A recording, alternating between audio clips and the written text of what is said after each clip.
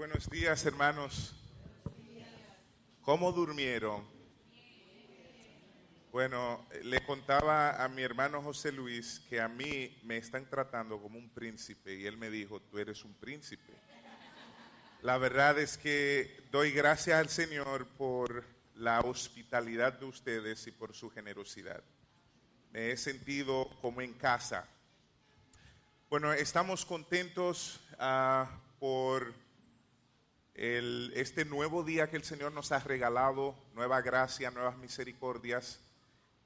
Anoche nosotros estuvimos aquí hablando sobre el Evangelio y dijimos que la palabra griega que se usa como Evangelio es Evangelion y la palabra literalmente significa noticias felices, noticias alegres, contentas, que alegran el corazón del hombre y lo pone a bailar, danzar, saltar y brincar. Y la pregunta es ¿por qué? ¿Por qué el hombre tiene que brincar de gozo? Bueno, es por el contenido de las noticias.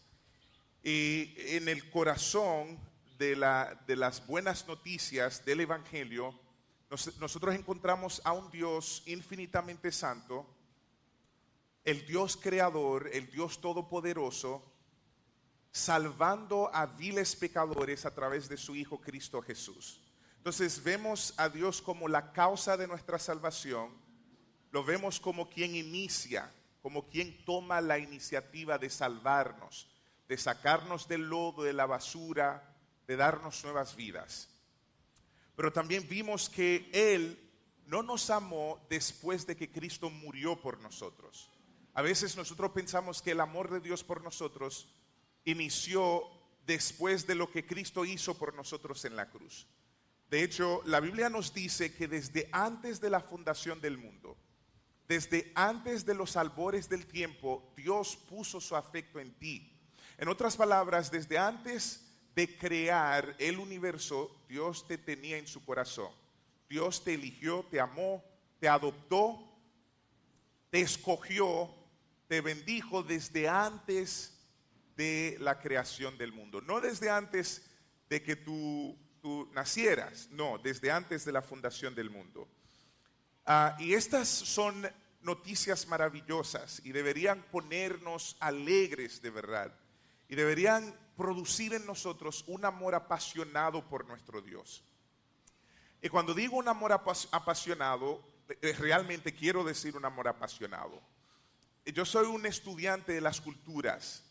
Yo soy una persona que siempre se ve involucrada en diferentes culturas. Desde chiquito hasta ahora mi familia es una familia multicultural. Creciendo yo siempre me encontraba en contextos donde estaba relacionándome con personas de diferentes culturas. De hecho, en mi propia familia tenemos personas de diferentes culturas. Y una de las cosas que me encanta ver es cómo nuestras culturas se expresan a través de cosas pequeñas. Y anoche, por ejemplo, después del culto, pusieron una musiquita cristiana, pero al estilo merengue. Y fue increíble ver al instante cómo las hermanas comenzaron a expresar su gozo. ¿Alguien aquí observó esto conmigo? Levante la mano. Esto fue algo wow, y yo decía, eso es lo que yo quiero ver. Cuando nosotros sentimos gratitud por lo que nuestro Dios ha hecho por nosotros, por todas las maravillas que Él ha hecho por nosotros, que nosotros podamos expresar nuestra gratitud. Que nosotros podamos abrir nuestros labios, que podamos ser libres en decir, Señor, te amamos porque tú nos amaste primero. Señor, te adoramos porque tú has sido bueno con nosotros. Bendecimos tu nombre porque tú has hablado bien de nosotros a través de tu Hijo. Nos llamaste santos aun cuando tú sabes quiénes somos. Entonces hoy quiero retarles a ustedes a abrir su corazón, a expresar su gratitud al Señor nuestro, a nuestro buen y generoso Dios. Hoy vamos a seguir y hoy vamos a ver cómo el Evangelio debe ser parte de nuestro diario vivir. Porque uno de los problemas que tú y yo tenemos es que pensamos que el Evangelio es un evento en nuestras vidas. Pensamos que el Evangelio es lo que nosotros hacemos cuando sentimos que el Señor nos está hablando y vamos a donde nuestro pastor a orar para recibir a Cristo. Y luego pensamos, bueno, el Evangelio es para aquellos que no conocen a Cristo. Pero realmente el Evangelio es para ti. El Evangelio es para mí. El Evangelio es para la iglesia de Cristo. Es para todos. Todos necesitamos escuchar el Evangelio y predicarnos el Evangelio a diario. Si no, corremos el peligro de desenfocarnos y de vivir como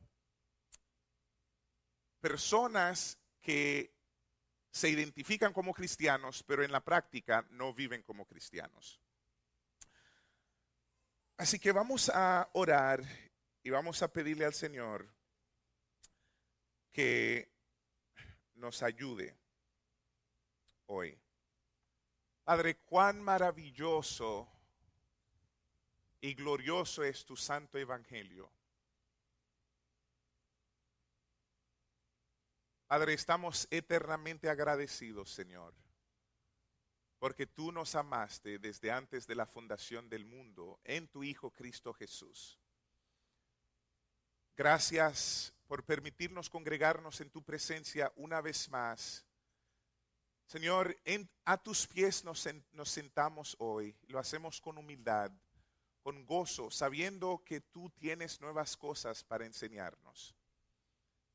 Señor, desata, oh Dios, mi lengua para hablar tu verdad con denuedo, con tu gracia, con amor y compasión. E ilumina, oh Dios, los corazones de mis hermanos para que tu palabra pueda taladrar sus corazones y producir en ellos muchos frutos para la gloria de tu nombre, la edificación de tu iglesia y la expansión de tu reino. En Cristo Jesús te lo rogamos todo. Amén. Cuando me casé con mi esposa, yo era un jovencito realmente. Mi esposa tenía apenas 20 años y yo tenía apenas 22 años. Y ninguno de nosotros había recibido entrenamientos matrimoniales o consejería prematrimonial. De hecho, ninguno de nosotros, nosotros no éramos cristianos realmente. Y un joven sin experiencia, inmaduro, que se crió en un contexto donde el hombre lo que hacía era trabajar, proveer para la familia y ya. El hombre se sentía hombre cuando podía decir, yo soy el hombre de esta casa. Yo pago la casa, alimento a mi familia y cuando mi esposa tiene una necesidad, yo tengo dinero para resolver. Bueno, esto de una u otra forma me afectó porque eso es lo que yo vi creciendo. Entonces, cuando me casé, mi esposa tenía expectativas de su esposo. Lo que ella no sabía es que ella se estaba casando con un hombre sin experiencia. Y yo, al igual que mi papá, yo era un trabajador. Y el Señor me ayudó porque desde a temprana edad yo siempre he tenido cierta gracia en los empleos. Y ya a esa edad yo era gerente de operaciones en ese tiempo era Codetel o Verizon, luego, exacto. Y yo me sentía bien porque yo tenía un buen salario, iba a mi casa, mi esposa tenía una casa linda y yo hacía mi trabajo de hombre. Yo proveía, siempre había comida en la nevera y siempre había dinero, por ejemplo, cuando había una necesidad. Bueno, yo tenía expectativas también de mi esposa y yo siempre decía, pero ¿por qué esta mujer no está contenta? ¿Por qué no me recibe siempre con una sonrisa para lavarme los pies, para ponerme el plato delante de mí, porque eso es lo que yo veía que mi mamá hacía. Bueno, mi esposa era de otra generación y tenía otras expectativas. Y en nuestras conversaciones, ella me decía, es que tú no estás jugando tu rol bien. Y eso fue algo ofendido, eso me ofendió. Y yo decía, mujer, ¿acaso tú te estás volviendo loca? Tú sabes la cantidad de mujeres que quisiera tener un hombre como yo. Oye, un jovencito con un salario de 50,000 pesos en ese tiempo.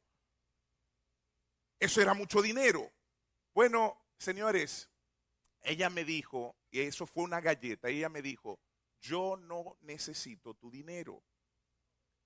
Yo necesito un hombre que esté conmigo. Yo necesito sentir tu amor. Yo necesito que tú me digas todos los días que tú me amas. Yo necesito abrazos de ti. Yo necesito tu presencia. Después aprendí la lección, pero fue después de muchos fracasos y muchas, ya ustedes saben, las mujeres. Pero en mi relación con el Señor, cuando yo comencé a caminar con el Señor, yo me doy cuenta que nosotros cometemos el mismo error. Cuando nosotros comenzamos a relacionarnos con el Señor, en nuestra mente muchas veces tenemos algunas expectativas y nuestras expectativas es que caminar con el Señor significa hacer algunas actividades. Y nosotros tenemos un checklist. Por ejemplo, orar 5 minutos por la mañana. Ya yo oré. ¡Ting! Excelente. Leer un capítulo o un versículo. Ya lo leí. ¡Ting! Excelente. Tener buena actitud con la gente. No decir malas palabras. Bueno, yo no digo malas palabras. ¡Ting! Entonces, en nuestra mente pensamos que estamos viviendo una vida perfecta. Y pensamos que nuestra relación con Él está de maravilla. Pero en realidad el Señor tiene algunas expectativas en cuanto al tipo de relación que Él quiere tener con nosotros. Anoche dijimos algo muy importante, que el Señor nos amó, nos eligió, nos escogió, nos bendijo, nos dio redención, etcétera, es para tener paz y comunión con Él eternamente. Esa parte es muy importante, tener comunión. Comunión es caminar con, estar con, relacionarse, conocer, decirle te amo, abrazar. Es muy importante ver cómo Jesús comienza su ministerio y cómo el Señor puso claro su idea, no su idea, su objetivo realmente al seleccionar a sus discípulos. En el libro de Marcos, en el capítulo 3, vamos a leer el versículo 14 hasta el 15, para que ustedes puedan tener una idea de lo que el Señor tenía en mente al llamar a sus discípulos y lo que el Señor tiene en mente cada vez que nos llama a nosotros. Marcos lo pone de esta manera. El versículo 14 dice, designó, hablando del Señor Jesucristo, a 12, a quienes nombró apóstoles, ojo aquí, para que estuviesen con Él y para enviarlos a predicar y ejercer autoridad sobre las fuerzas malignas. Señores, la palabra de Dios es muy intencional. Cada detalle realmente está aquí por un propósito. El orden de las palabras es importante. La gramática es importante. Los tiempos de los verbos también son importantes. Aquí el Señor quiere poner esto delante de nuestros ojos y ayudarnos a entender, porque tú y yo nosotros tendemos a cambiar el orden de las cosas. Pero aquí el Señor comienza con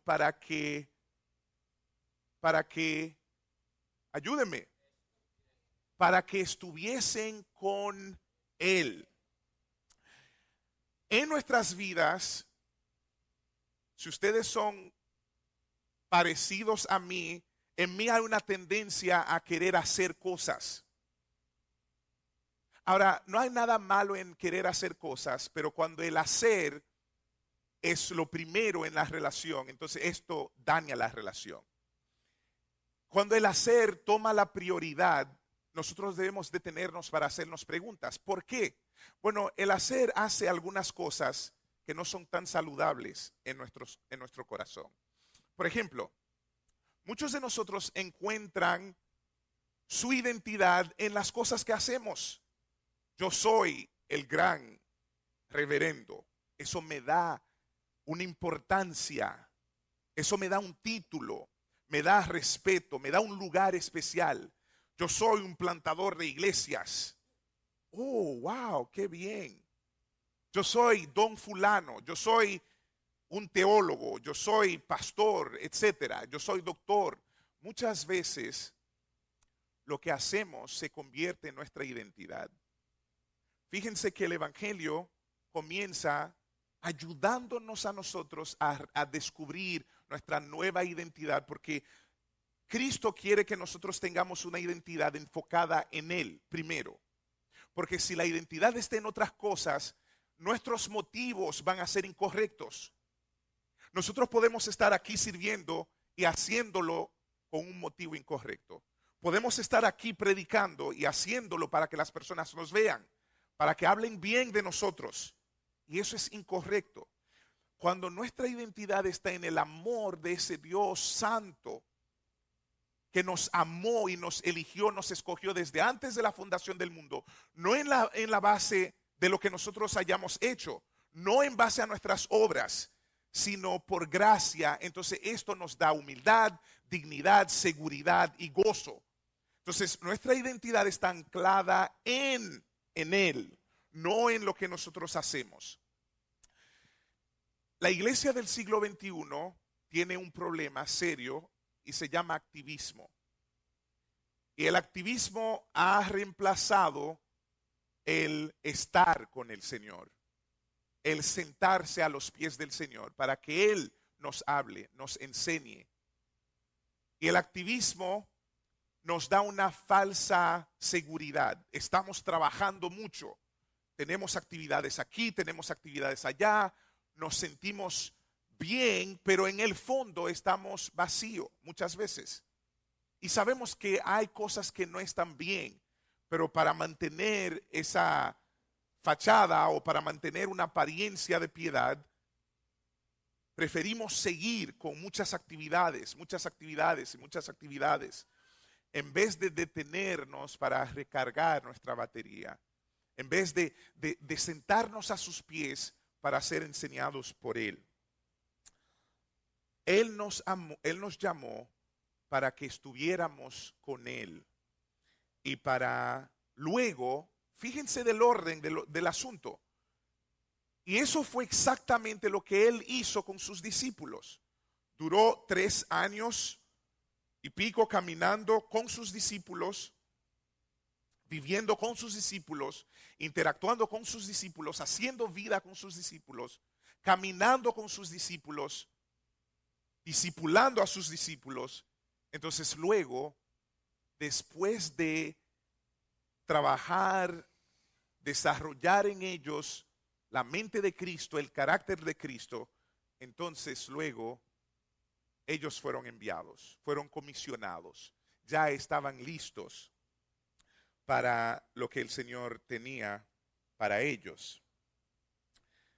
Realmente mi experiencia fue dolorosa en el sentido de que yo hice sufrir a mi esposa durante los primeros 2 o 3 años de nuestro matrimonio por mi falta de entendimiento de lo que realmente el matrimonio debía ser. Y también cuando nosotros no entendemos cómo debe lucir nuestra relación con Cristo, a veces nosotros llegamos a caer, a chocar con paredes y a experimentar cosas que el Señor no tenía en mente para nosotros. Entonces yo creo que esto es muy, muy, muy importante. Realmente, cuando nosotros observamos a los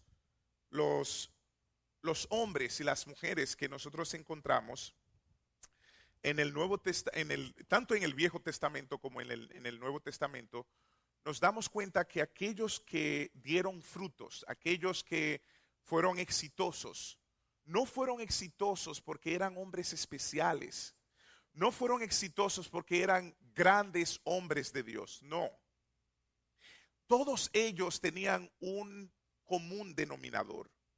Ellos fueron exitosos porque ellos entendieron este principio. Ellos entendieron que ellos no podían hacer nada a menos que la presencia del Señor estuviese con ellos.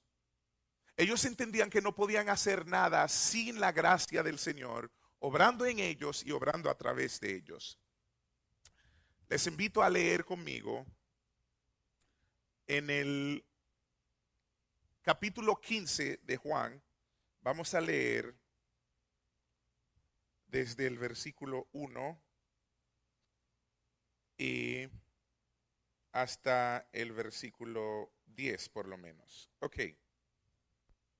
Dice así: yo soy la vid verdadera y mi Padre es el labrador. Toda rama que en mí no da fruto, la corta, pero toda rama que da fruto, la poda, para que dé más fruto todavía. Ustedes ya están limpios por la palabra que les he comunicado. Permanezcan en mí y yo permaneceré en ustedes. Así como ninguna rama puede producir por sí misma, sino que tiene que permanecer en la vid, así tampoco ustedes pueden dar fruto si no permanecen en mí. Yo soy la vid y ustedes son las ramas. El que permanece en mí como yo en él dará mucho fruto. Separados de mí no pueden ustedes hacer nada. El que no permanece en mí es desechado y se seca. Como las ramas que se recogen, se arrojan al fuego y se queman. Si permanecen en mí y mis palabras permanecen en ustedes, pidan lo que quieran y se les concederá. Mi Padre es glorificado cuando ustedes dan mucho fruto y muestran así que son mis discípulos. Así como el Padre me ha amado a mí, también yo los he amado a ustedes. Permanezcan en mi amor. Si obedecen mis mandamientos, permanezcan en mi amor, así como yo he obedecido los mandamientos de mi Padre y permanezco en su amor. Y en casa ustedes pueden leer todo el capítulo. Al leer esta porción bíblica, a mí me llama la atención la repetición de algunas palabras. En esta pequeña porción, la palabra frutos aparece 7 veces. Y nosotros sabemos que cuando el autor se repite es porque quiere hacer énfasis. Es algo que quiere comunicarnos, algo importante. Entonces, la palabra frutos aparece 7 veces, pero la palabra permanecer aparece 10 veces. Permanecer 10 veces. Ojo aquí.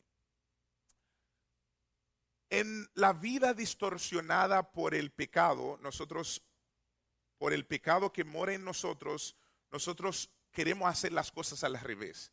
Queremos producir muchos frutos sin permanecer. Queremos hacer muchas actividades sin estar quietos a sus pies. Y Jesús nos está diciendo algo totalmente diferente. Él nos está diciendo, sí, es bueno tener el deseo de dar frutos. De hecho, ustedes van a dar gloria a mi Padre cuando son fructíferos.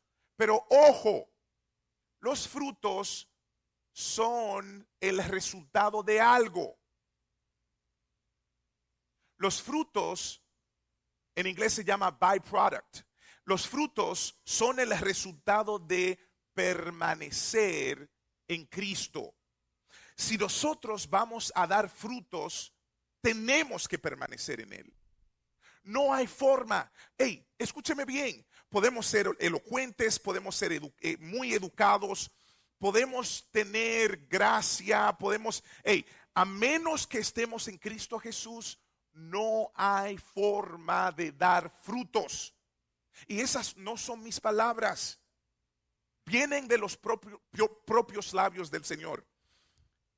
Si nosotros no estamos en Él, no podemos dar frutos. Ahora, es increíble que algo tan obvio parece ser un secreto para nosotros muchas veces. Algo tan evidente, algo tan inconfundible, muchas veces en nuestras vidas parece ser como si nosotros no tuviéramos conocimiento de la importancia de esto. Y es excelente vivir en el siglo XXI, pero a la vez es un reto. Nosotros tenemos tantas dificultades para estar quietos a los pies del Señor. Tantas cosas compiten por nuestro tiempo. Las redes sociales, la televisión, las series, Netflix, etcétera, etcétera. Entonces, y además de todas esas cosas, todas las actividades que nosotros queremos llevar a cabo, que a veces ni siquiera son actividades que el Señor nos está llamando a hacer. Suenan buenas actividades y a veces son buenas actividades, pero no necesariamente son actividades que Él nos está llamando a llevar a cabo. Es interesante ver que desde el Antiguo Testamento los hombres y las mujeres de Dios entendieron estas verdades. El salmista en su primer salmo dice: qué alegría para los que se deleitan en la palabra o en la ley del Señor, meditando en ella día y noche. Son como árboles plantados a la orilla del mar o de un río, que siempre dan su fruto en su tiempo. Sus hojas nunca se marchitan y prosperan en todo lo que hacen. Aquí el salmista nos está mostrando la relación que hay entre permanencia y frutos. Permanencia y frutos. No al revés, no frutos y luego permanencia. Permanencia y frutos. Los que se dedican a meditar, los que se dedican a sentarse a los pies del Señor para contemplar su hermosura y su grandeza, su palabra, entonces son comparados a árboles sembrados al lado de un río, que tiene de dónde alimentarse, que recibe todos los nutrientes necesarios. Entonces crecen y son árboles fuertes y sus hojas no se marchitan. Al contrario, siempre están produciendo frutos. ¿Y saben por qué? La producción de los frutos no está ni siquiera en el árbol, es la fuente a la cual está conectada la planta. El río está produciendo a través del árbol los frutos. Los nutrientes pasan del río al árbol, entonces el árbol de manera automática produce frutos. Y el salmista sigue en el Salmo 27, dice, hablando con el Señor como su amigo. Recuérdense que el Señor nos salvó no para que estemos aquí como esclavos haciendo muchas actividades. Lo primero es estar con Él. Yo tengo 3 hijas y amo ver a mis hijas ayudando a mi esposa y ayudándome en las actividades de la casa. Pero yo les aseguro que para mí los momentos más importantes en el día es cuando puedo abrazar a mis hijas y puedo besarlas. Cuando puedo escucharlas diciéndome papi. Ellas me dicen Dada realmente. Dada, yo te amo. Dada, tú eres el papá más divertido. Yo sé que no es verdad, porque hay papás tal vez más divertidos que yo, pero lo que a mí me importa es escuchar esas palabras de afecto y yo tener la oportunidad de abrazarla, de hacerle cosquilla, de reírme con ellas y de leerle historias y de sentarme con ellas antes de nosotros acostarnos para orar y decirles cuánto las amo. Ven, si un padre pecaminoso como yo disfruta la compañía de sus hijos, disfruta la presencia de sus hijos, imagínense qué será del Padre Celestial. Más que enviarnos a hacer cosas, Él quiere que nosotros estemos con Él. Él quiere sentir el aroma de nuestra piel. Él quiere escuchar nuestras voces diciéndole: papito, tú eres glorioso, tú eres bueno, tú eres santo. Tú has sido tan bueno con nosotros, te amamos. Y Él quiere hablarnos a nosotros. Él quiere revelarnos su amor por nosotros. Y el salmista le dijo al Señor: Señor, lo único que quiero pedirte, Padre, papito, lo que más anhelo es estar en tu presencia todos los días de mi vida.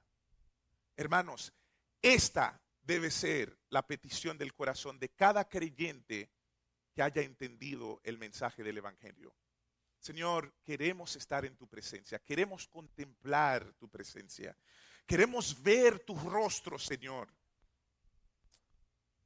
Y Moisés, cuando el Señor llamó a Moisés y le entregó una tarea gigantesca, Moisés entendió el principio que nosotros encontramos en Juan.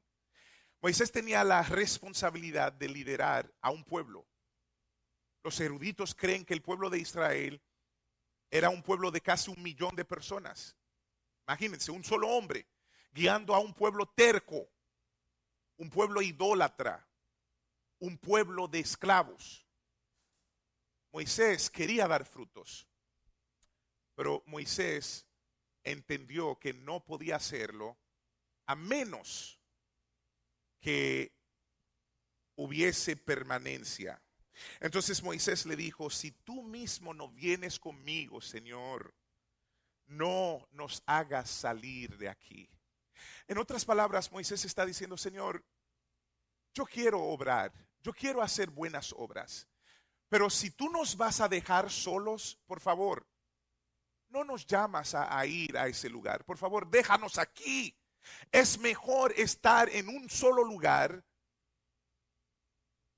y estar con el Señor que estar dando vueltas en nombre del Señor cuando el Señor no está con nosotros. Entonces, Moisés está diciendo: Señor, por favor, tú tienes que estar con nosotros. Tu presencia tiene que estar con nosotros. Si no, no queremos salir de este lugar. ¿Por qué Moisés dijo esto? Porque Moisés tenía el mismo espíritu en él. El Espíritu Santo, quien inspiró la palabra que encontramos en el Salmo 1. Moisés sabía que su éxito dependía del Señor. No de su capacidad intelectual, no de su elocuencia, no de su preparación académica que había recibido en Egipto. No de sus entrenamientos de liderazgo. Su éxito último dependía del Señor, el Dios de Israel, el Dios todopoderoso. Y la Biblia, hablando de José, nos dice y nos ayuda a entender el secreto detrás del éxito. Un muchacho inmigrante vendido en esclavitud en un país extranjero. A veces nosotros ni siquiera nos detenemos para pensar en esto. Es como, contextualizando esto, es como tomar a un haitianito, un inmigrante haitiano que llega aquí sin papel, trabajando en un campo de agricultura, como sin las condiciones del lugar, y que porque la gracia del Señor está sobre este jovencito, Dios camina con él, lo acusan, cae en la cárcel, Dios está con él, su gracia está con él, y Hay un problema nacional, una crisis nacional, y el presidente de la República no encuentra cómo salir de la crisis. Y escucha hablar de este muchachito que está en un campo en Santiago Rodríguez. Y el presidente manda a llamar a este muchacho porque ha escuchado que este muchacho tiene una gracia sobrenatural. Y cuando este muchacho se presenta, no dice yo soy el gran José, no. Cuando el presidente le dice, yo escuché hablar de ti y me dijeron tal y tal cosa, y él le responde al presidente, señor presidente, realmente todo es por la gracia del Señor. Dime cuál es el problema y le voy a orar a mi Señor a ver qué es lo que el Señor tiene para decirnos. Y al ayudar al presidente, y el presidente decreta algo, a partir de hoy tú vas a ser el primer ministro o el vicepresidente de la República. Eso sería un caos aquí. Una crisis, otra crisis mayor nacional.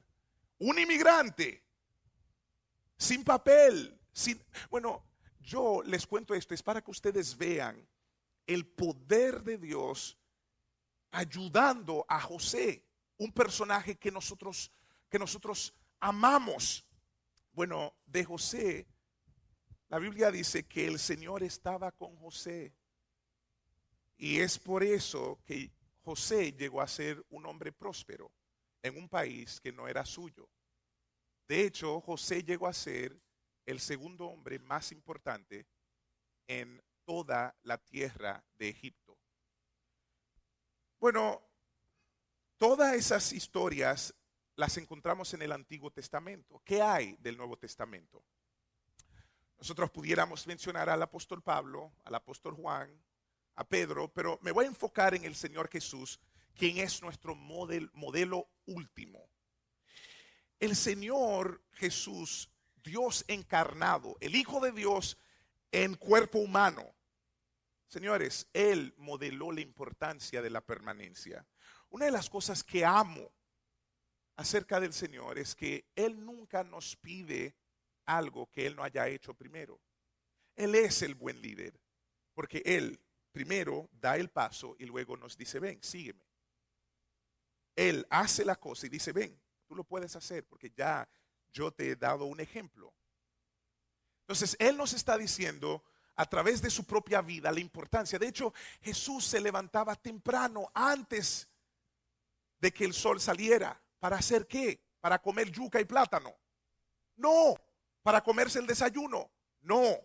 Él se levantaba literalmente de antes de que todo el mundo se levantara para estar a solas con su Padre. Porque Jesús entendió un secreto.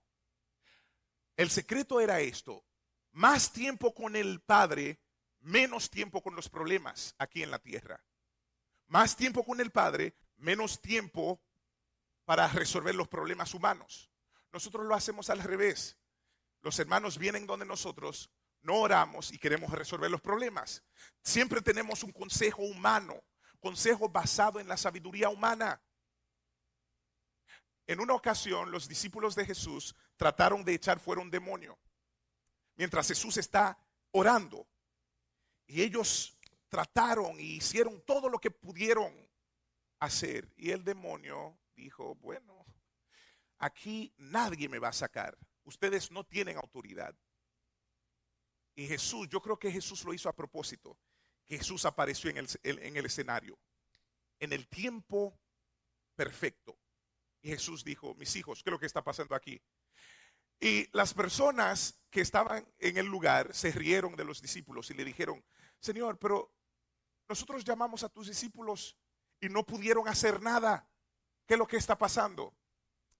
Jesús, como ya estaba con el Padre y ya sabía lo que el Padre estaba haciendo, porque Él dice, todo lo que hago es porque yo veo al Padre haciéndolo. Yo no hago nada que el Padre no esté haciendo.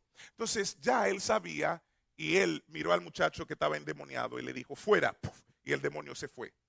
En un instante. Y luego miró a sus discípulos y les dijo,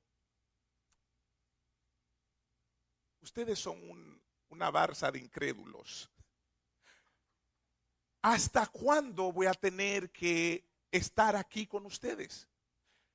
¿Acaso ustedes no saben que este género solamente puede ser sacado en base a ayuno y oraciones?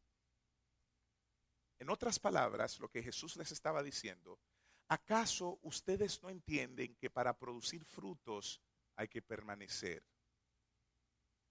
Para producir frutos hay que estar en mí, en el Padre, porque apartados de mí, nada podéis hacer. Hermanos, eso suena básico, yo sé. Yo sé que ustedes tienen muchos años en el Evangelio y han escuchado este mensaje tal vez 50 veces, pero mi reto para ustedes, esto no se trata de escuchar mensajes. Nosotros debemos ser como Esdras. Debemos dedicarnos a escuchar, sí, pero a recibir la palabra con amor y compasión para aplicarla y enseñarla también a otros. Entonces, ¿has estado aplicando esto en tu vida? ¿Qué haces cuando te levantas? ¿Cuál es la primera actividad tuya? Cuando tú tienes muchas cosas que hacer. Bueno, cuando Jesús tenía muchas cosas que hacer, lo primero que él hacía era apartar tiempo para estar con su Padre. Nosotros lo hacemos al revés. Y siempre tenemos buenas excusas. Nosotros decimos, bueno, es que yo soy un padre de familia, como los choferes de concho. Todas las maldades que hacen es bajo esta excusa. Perdón si hay choferes de concho aquí. Pero siempre dicen, bueno, es que nosotros somos padres de familia, tenemos que buscarnos el moro o lo que sea. Pero el asunto es, tendemos a esconder esta tendencia detrás de excusas. Bueno, estoy muy ocupado, tengo muchas cosas, el trabajo, yo tengo que estar en el trabajo a las 7:30, yo no tengo tiempo, levántate más temprano. Cristo lo hizo. Y muchas veces esperamos los últimos 20 minutos de nuestro día, cuando ya el cuerpo y la mente están cansados. Y cuando comenzamos a orar y nos quedamos dormidos, ni siquiera podemos terminar. Entonces, el mismo Señor nos da un ejemplo, pero también en la Biblia la palabra de Dios usa algunas imágenes y estas imágenes son usadas, again, a propósito, no es por azar. Hay algunas imágenes, yo quiero mencionar dos. La imagen del cuerpo de Cristo. La Biblia nos define o nos ve como el cuerpo de Cristo. Ustedes saben que ningún cuerpo puede funcionar sin la cabeza, ¿no? ¿O acaso ustedes han visto a un cuerpo caminando así sin cabeza y saludando? Hola, ¿cómo están? ¿Alguien aquí ha visto un cuerpo así? No, solamente en televisión, en película, ¿no? El cuerpo es totalmente dependiente de la cabeza. Es más, la cabeza hace todos los planes. La cabeza dirige el cuerpo. La cabeza es quien toma la decisión, a la izquierda, a la derecha. El cuerpo solamente sigue. El cuerpo está conectado, está atado, está injertado en la cabeza y hace lo que la cabeza dice. Señores, es con un propósito que los autores bíblicos usaron esta imagen, esta ilustración. No es asunto de elocuencia solamente o semántica, no. Es para hablarnos de la importancia de la permanencia en Cristo. Otra imagen es la esposa de Cristo. Y ustedes saben que desde antes, desde Génesis, el intento de Dios o la idea de Dios es que la esposa y el esposo sean uno. ¿Acaso no es así? Entonces, cuando la Biblia dice que somos la esposa o la novia de Cristo, realmente es aludiendo a la importancia de que nosotros debemos ser uno con Él. Y aquí está la idea de permanecer en Él. Hermanos, el tiempo está corriendo, pero detrás del éxito de cada hombre, de cada mujer, detrás de cada uno de los héroes de la fe que encontramos en el capítulo 11 de Hebreos, no hay otra cosa. No es un asunto de teología. No me malinterpreten. Yo soy estudiante de teología, tengo una maestría en teología. Mi iglesia colabora con otras iglesias para tener un seminario de teología en la ciudad, pero yo entiendo que no se trata de esto. Se trata de permanecer en Él. Se trata de permanecer en Cristo. Si no permanecemos, los resultados serán no frutos, nada de frutos.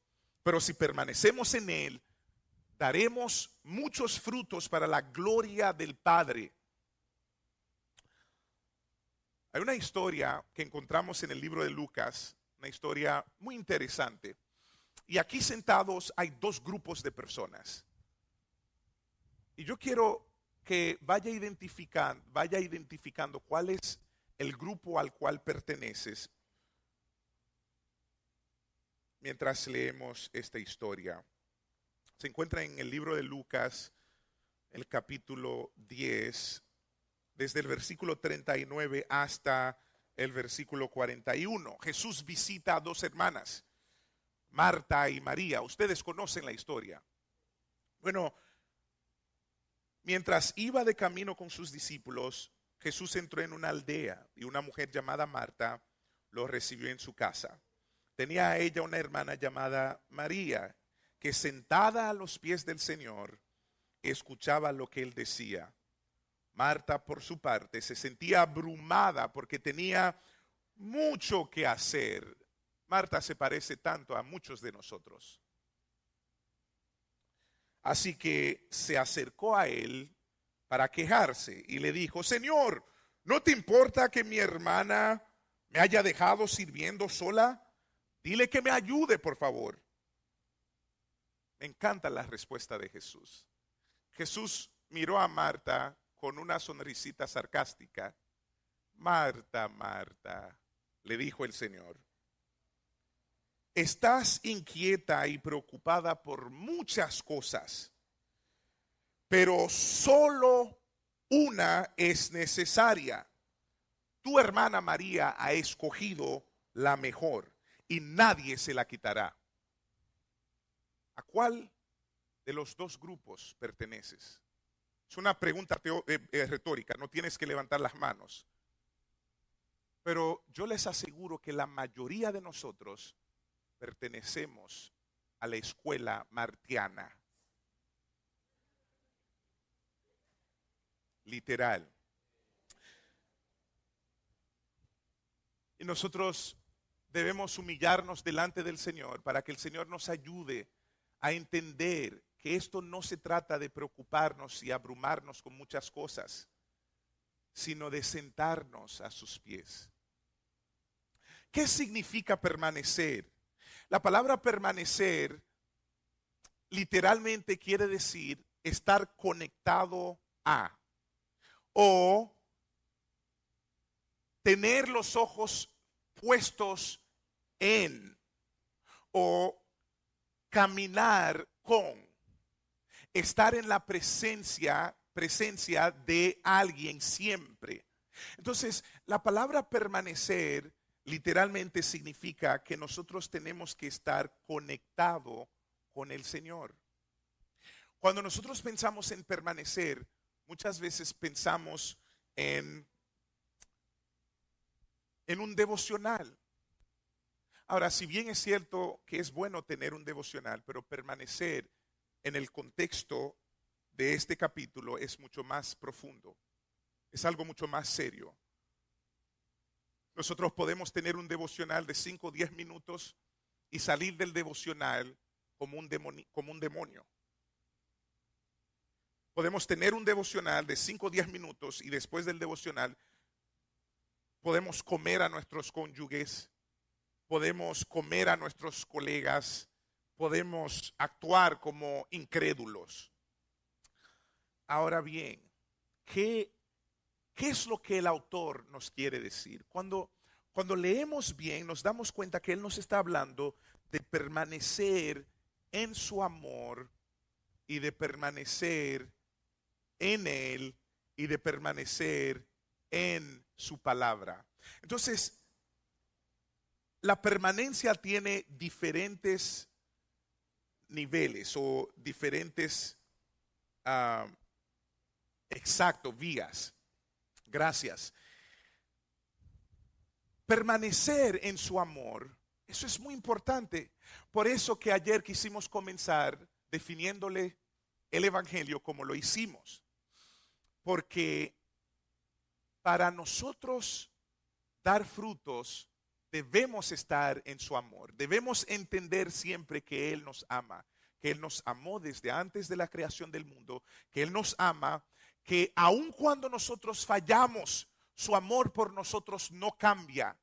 Eso no es una excusa para nosotros pecar contra Él. Al contrario, en la medida que vamos entendiendo la profundidad de su amor por nosotros, más queremos vivir para la gloria de Dios. Pero es importante entender que cuando fallamos, Él no deja de amarnos. Mi hija Ashley, Ashanley y Jessica cometen errores.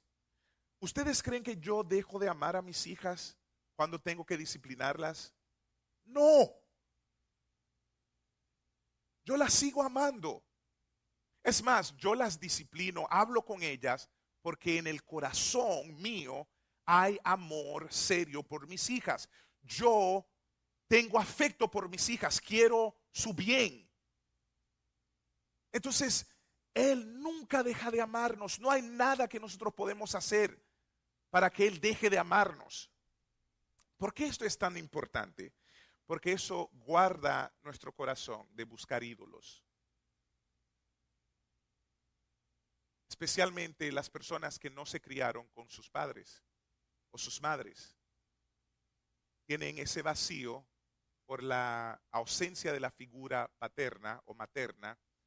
Y a veces, aun cuando llegan a ser personas adultas, tienen una visión distorsionada de las cosas. Y están buscando ese amor perdido en muchas otras cosas. Quieren ser el centro de atención porque nunca han tenido esa atención. Pero cuando nosotros entendemos que desde antes de nacer, es más, desde antes de la creación de Adán, nuestros abuelos más viejos, Él puso su afecto en nosotros. Eso es realmente asombroso. Eso es abrumador. Entonces eso nos guarda de querer estar corriendo detrás de ídolos aquí, allá y reemplazar el evangelio por basura y cosas que realmente no son importantes. Pero también permanecer en su amor nos permite y produce en nosotros amor por Él. Porque en la medida que vamos creciendo en nuestra comprensión de su amor por nosotros, nosotros le amamos aún más. Y también produce amor en nosotros por las personas, porque el evangelio es relacional. Y nosotros vamos a ver esto. Nosotros no podemos decir que vivimos el evangelio cuando no estamos viendo al prójimo. Y nosotros no podemos amar al prójimo, especialmente cuando el prójimo es diferente, de otra clase social, de otro grupo étnico, de otra nacionalidad, a menos que hayamos experimentado el amor ágape, ese amor incondicional que solamente viene del Creador. Pero también dice que nosotros debemos permanecer en su palabra. En 2 de Timoteo 3, el versículo 16, el apóstol Pablo una vez más nos ayuda a entender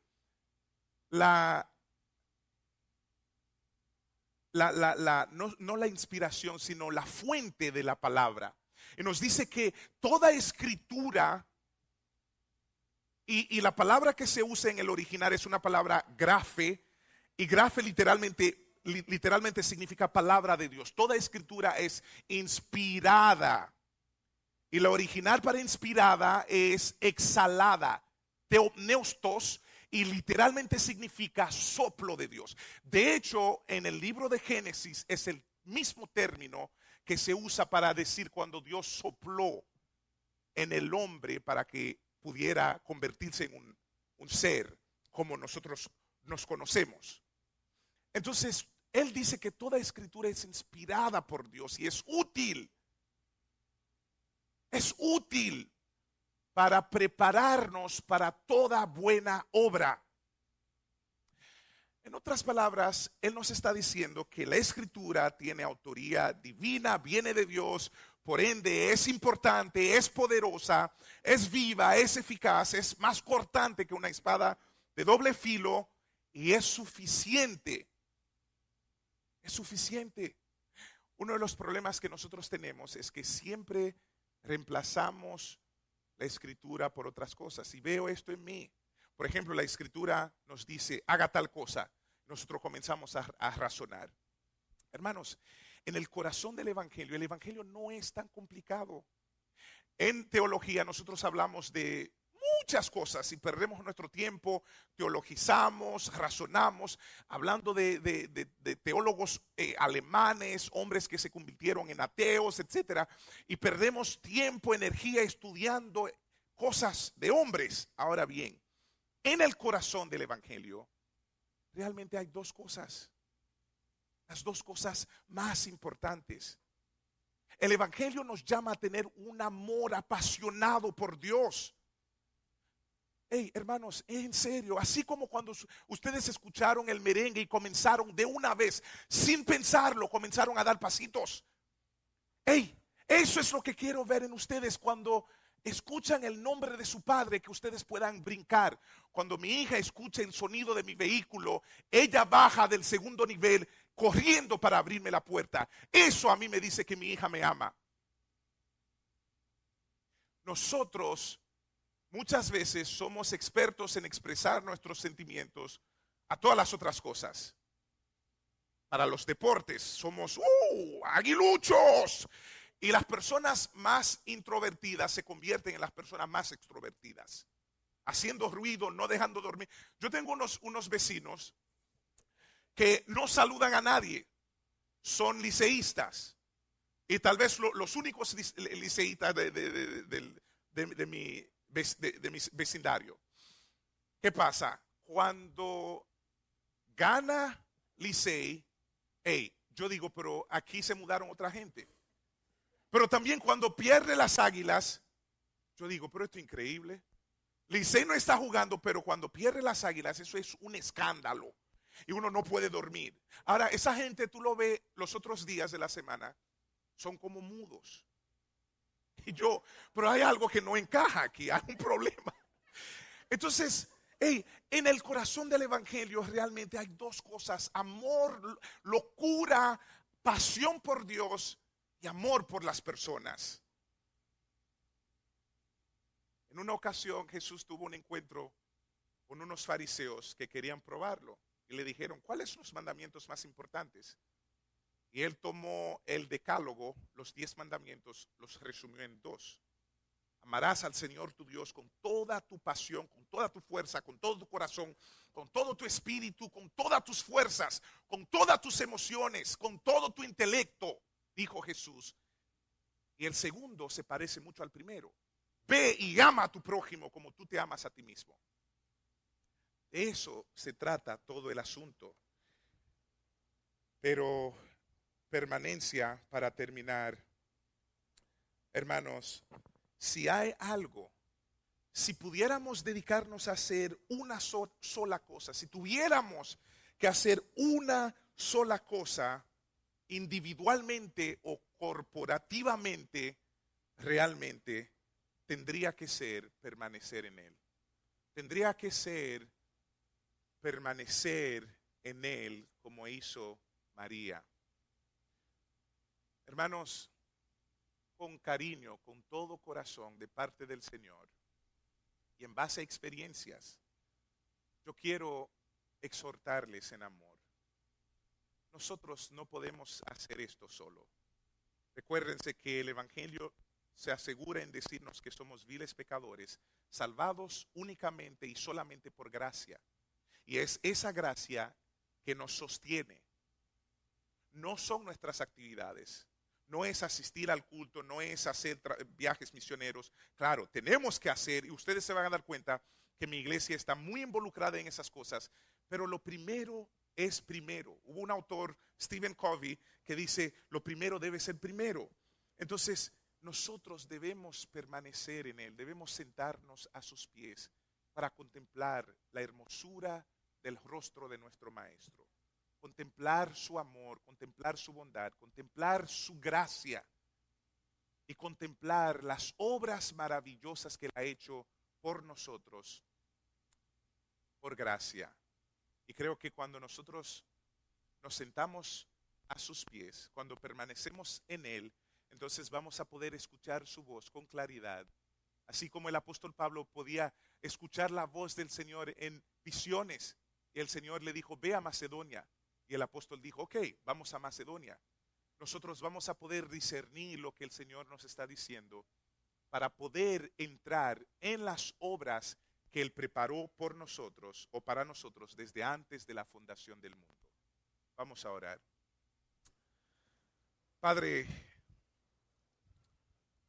confesamos que muchas veces, Señor, actuamos como Marta. En vez de contemplar tu hermosura, en vez de detenernos para escuchar tu dulce voz, Señor, nos dejamos distraer por los afanes de la vida, por las actividades de cada día, Señor. Señor, te pedimos perdón por las veces que hemos dedicado más energía en hacer cosas que en sentarnos a tus pies para ser instruidos por ti, ser instruidos en tu palabra y recordarnos de tu amor por nosotros. Señor, y te pedimos en el nombre de Cristo Jesús que tú nos concedas, oh Dios, el querer y el hacer, que tú nos des un espíritu de revelación y un espíritu de sabiduría para saber cuándo sentarnos, cuándo detenernos, cuándo quedarnos fijos ahí mirando tu rostro para recibir instrucciones tuyas. Señor, ayúdanos a ser una iglesia que permanezca en ti, que permanezca en tu amor, que permanezca en tu palabra, entendiendo que tu palabra es suficiente, es poderosa, es importante, que tu palabra nos fue dada para capacitarnos para la obra del ministerio. Señor, ayúdanos de verdad a crecer en nuestro amor y en nuestra pasión por ti, para que nuestras vidas puedan redondar para la gloria de tu nombre, Señor, la expansión de tu reino en la tierra y la edificación de tu iglesia, de tu novia que tú amas tanto. Señor, bendice el resto del día y permite que podamos seguir aprendiendo de ti. En el nombre de Cristo Jesús. Amén.